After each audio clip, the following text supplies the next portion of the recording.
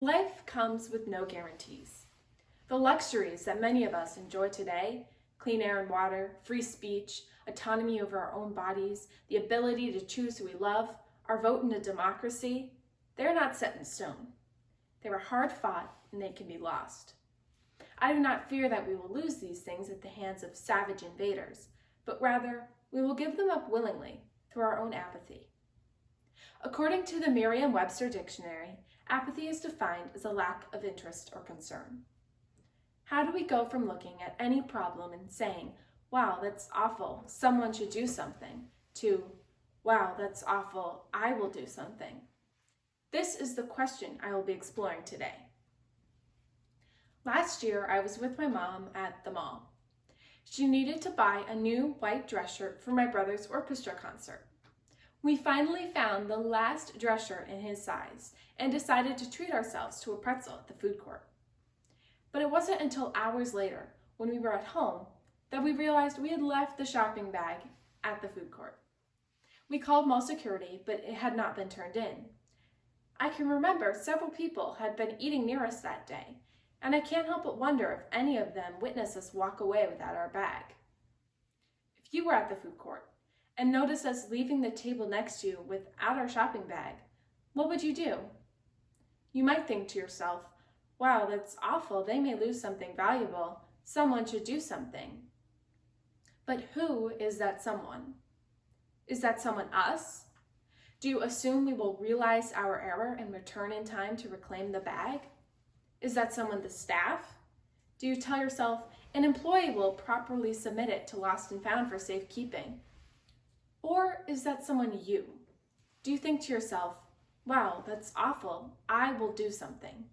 Do you personally chase after us out of the food court and give us back our bag? If you are thinking, of course I would run after you to return your bag, that's great, but not everyone would. What if helping us meant you had to incur a cost? What are the barriers that influence your decision to care enough to take action, to say, I will do something?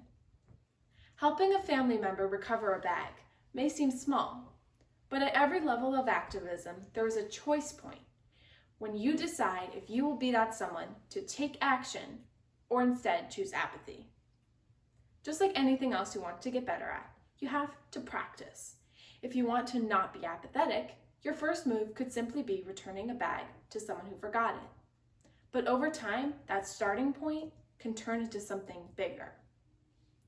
The stakes are high right now for many serious issues at a national and global level.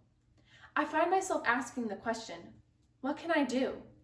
And while it can be overwhelming, ignoring an array of problems much more important than myself, all because they seem too big, just isn't okay.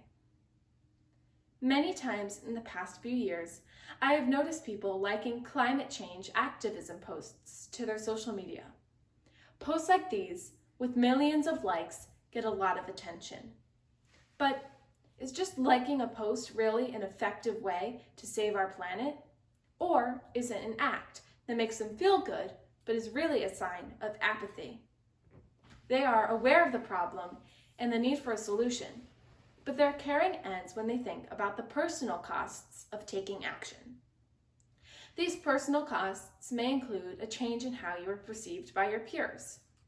Look at 16-year-old climate activist Greta Thunberg, who has been ridiculed by countless people on social media, but she keeps going.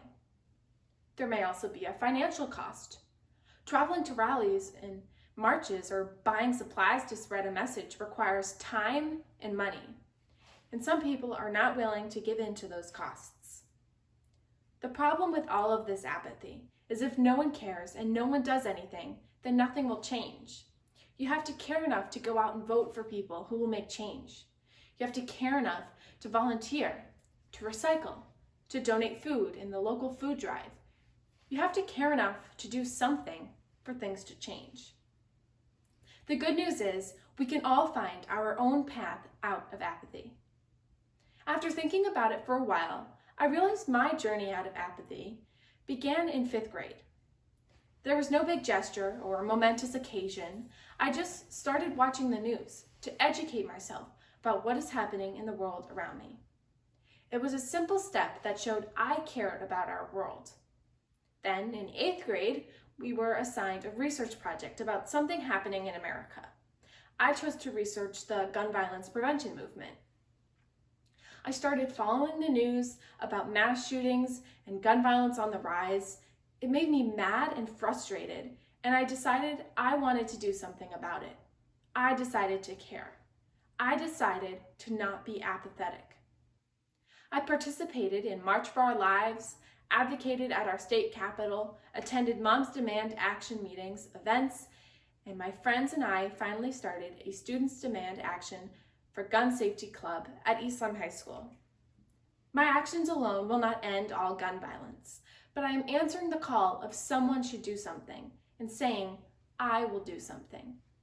I turned my apathy into action, and I know I am making a difference. Now, more than ever, we need empathy over apathy. As we face the COVID-19 pandemic, we need to put our own needs aside for the general welfare of the public. Whether that means staying at home, social distancing, donating to organizations to help those most affected, or even staying informed, we need to do our part. We can all do our part. I implore you to be empathetic, not apathetic. Thank you.